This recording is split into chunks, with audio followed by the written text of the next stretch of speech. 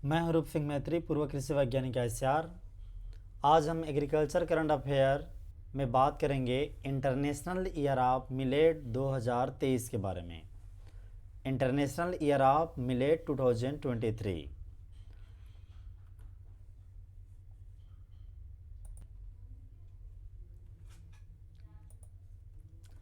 सबसे पहले हम बात करेंगे मिलेट के बारे में। मिलेट का हेल्थ बेनिफिट क्या है? साइंटिफिकली पाया गया है कि मिलेट ग्लूटेन फ्री होता है, लो फैट कंटेंट होता है मिलेट में, और लो कार्बोहाइड्रेट होता है। इससे मोटापा नहीं बढ़ती। और एक और सबसे महत्वपूर्ण बात, माइक्रोन्यूट्रेंट, जैसे इंसान के लिए माइक्रोन्यूट्रेंट विटामिन है, मिनरल है, इनकी मात्रा बाकी सीरियल क्रॉप या अन्य पल्सेस की तुलना में ज़्यादा होता है। तो health benefit of millet exactly scientifically आपको पता होना चाहिए। फिर हम बात करेंगे कि सरकार ने, सेंट्रल गवर्नमेंट और स्टेट गवर्नमेंट दोनों ने कई तरह के स्कीम लॉन्च करके मिलेट का उत्पादन बढ़ाया है और प्रोडक्टिविटी भी बढ़ा। और साथ साथ में जो सूखे क्षेत्र हैं, ड्राई लैंड एग्रीकल्चर करने वाले मिलेट लगाते हैं, उन किसानों की इनकम भी बढ़ी। तो ये एक ट्रेंड को बताता है किस तरह से हाल के दिनों में मिलेट का प्रोडक्शन इंक्रीज हुआ है, प्रोडक्टिविटी भी इंक्रीज हुआ है, और मिलेट ग्रोअर किसानों का इनकम भी बढ़ा है। इसके बाद हम बात करेंगे कि मिलेट के प्रोडक्शन को और इसके कंजप्शन को बढ़ावा देने के लिए भारत सरकार ने मिलेट को अप्रैल 2018 में न्यूट्री सीरियल का नाम दिया था। ये एक महत्वपूर्ण फैक्ट है। न्यूट्री सीरियल यानी ऐसे सीरियल्स जो बाकी राइस व्हीट जैसे सीरियल तो ज़रूर हैं, लेकिन इनमें न्यूट्रिएंट, खास करके माइक्रो न्यूट्रिएंट, विटामिन्स और मिनरल हैं, उनकी संख्या ज़्यादा होती है, उनकी मात्रा ज़्यादा होती है, इसलिए इन्हें मिलेट को न्यूट्री सीरियल कहते हैं।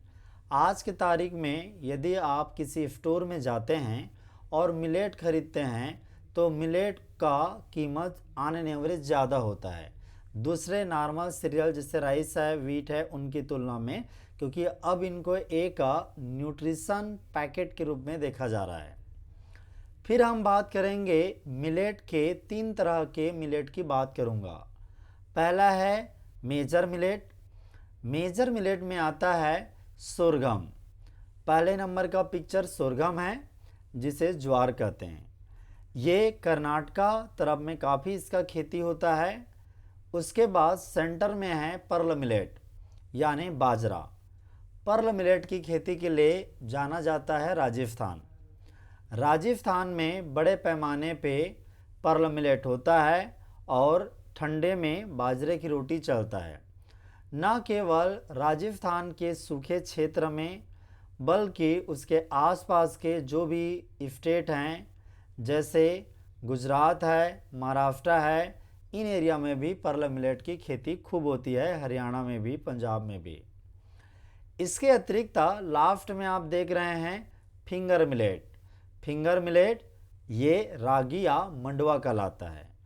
इसकी मुख्य खेती कर्नाटका की तरफ होती है, कर्नाटका महाराष्ट्र तरफ में, जो सूखे क्षेत्र हैं उस तरफ में। तो ये 3 मेजर मिलेट की गिनती में आते हैं। इसके अतिरिक्त मैं बात करूंगा माइनर मिलेट की। माइनर मिलेट में आते हैं फॉक्सटेल मिलेट, जिसे कंगनी या फिर ककून कहते हैं। इसके बाद आता है प्रोसो मिलेट, जिसे चीना कहते हैं। उसके बाद आता है कोदो मिलेट, जिसे कोदो कहते हैं। फिर आता है बर्नयार्ड मिलेट, जिसे सावा या फिर जंगोरा कहते हैं। आपको जानना चाहिए बर्नयार्ड मिलेट या सावा है, उसका बीज सबसे मोटा होता है। तो कोरसेफ्ट मिलेट में सावा आता है, बर्नयार्ड मिलेट आता है। इसके बाद जिसकी बीज काफ़ी छोटी छोटी होती है, उसे लिटिल मिलेट या कुटकी कहते हैं। तो ये माइनर मिलेट में ये सब आते हैं। कई बार इन अलग अलग जो मिलेट हैं इनका साइंटिफिक नेम पूछ दिया जाता है या फिर इनका कॉमन नेम पूछ दिया जाता है। जैसे प्रोसो मिलेट को चीना कहते हैं या फिर बर्नियार्ड मिलेट को सांवा कहते हैं। इस तरह के प्रश्न बनता है। फिर हम बात करेंगे स्यूडो मिलेट क्या होते हैं। Pseudo millet buckwheat, pseudo millet में आते कौन हैं, जो ओरिजिनली मिलेट नहीं है लेकिन मिलेट के जैसे हैं। बकव्हीट जिसे कुटू कहते हैं, और दूसरा अमरेंथस जिसे चौलाई कहते हैं, जिसकी साग भी खाते हैं। तो ये दोनों स्यूडो मिलेट की गिनती में आते हैं।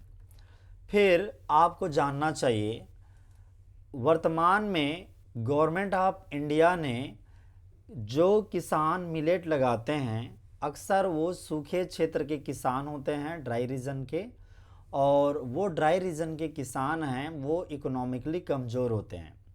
तो उनके द्वारा उगाया गया मिलेट जो कम पानी में भी बेहतर ग्रो करता है, तो उनका इनकम बढ़े और पूरे इंडिया को न ही बल्कि पूरे संसार भर को मिलेट जो कि एक न्यूट्रिशन का पैकेट है, न्यूट्री सीरियल जाना जाता है, उसको भी खाने को मिले। इसलिए गवर्नमेंट ऑफ इंडिया ने डोमेस्टिक और ग्लोबल लेवल पे मिलेट के डिमांड को और बढ़ावा देने के लिए और लोगों के बीच में इस न्यूट्रिशनल फूड को प्रमोट करने के लिए यूनाइटेड नेशन को प्रपोजल भेजा और मांग किया कि 2023 को international year of millet celebrate किया जाए। और निश्चित रूप से जब गवर्नमेंट ऑफ इंडिया ने इस तरह से प्रपोज किया तो कुछ समय होल्ड रखा गया था, लेकिन 2023 को international year of millet United nation द्वारा डिक्लेयर कर दिया गया। तो इस तरह से गवर्नमेंट ऑफ इंडिया के प्रपोजल से 72 कंट्रीज सपोर्ट किए गवर्नमेंट ऑफ इंडिया के प्रपोजल को, और अंततः यूनाइटेड नेशन जनरल असेंबली ने 2023 को international year of millet declare कर दिया। 5 मार्च 2021 को ये डिक्लेरेशन हुआ था कि 2023 को हम international year of millet celebrate करेंगे। तो ये था इंटरनेशनल ईयर ऑफ मिलेट के 2023 के संदर्भ में फैक्ट। अब हम जानेंगे इस टॉपिक पे किस तरह के क्वेश्चन बन सकते हैं। पहला क्वेश्चन है जो पिछले साल में पूछा भी गया था कई एकेडमिक एग्जाम JRF SRF में, उनसे मैं आपके सामने रख रहा हूँ। In the light of above statement choose the most appropriate answer from the answer option given below. Statement पहला है government of India notified millet as a nutri cereals. Statement 2 है major millet include sorghum, pearl millet, finger millet. तो यहाँ पे पहला statement है both statement 1 and statement 2 are correct.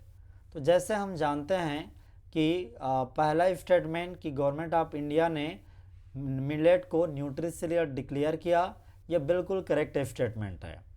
और statement 2 भी मेजर मिलेट में आते हैं सोरगम, पर्ल मिलेट और फिंगर मिलेट, ये भी सही है।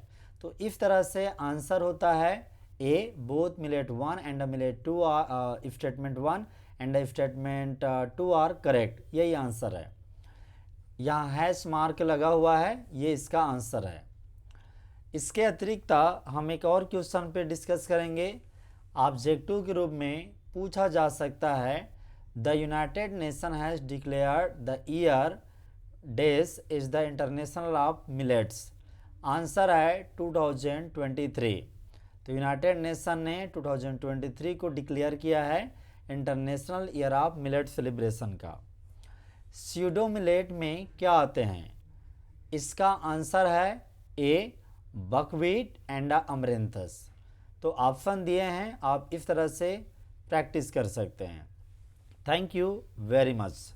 यदि ये वीडियो पसंद आया है तो अपने दोस्तों के बीच में शेयर करें। Thank you.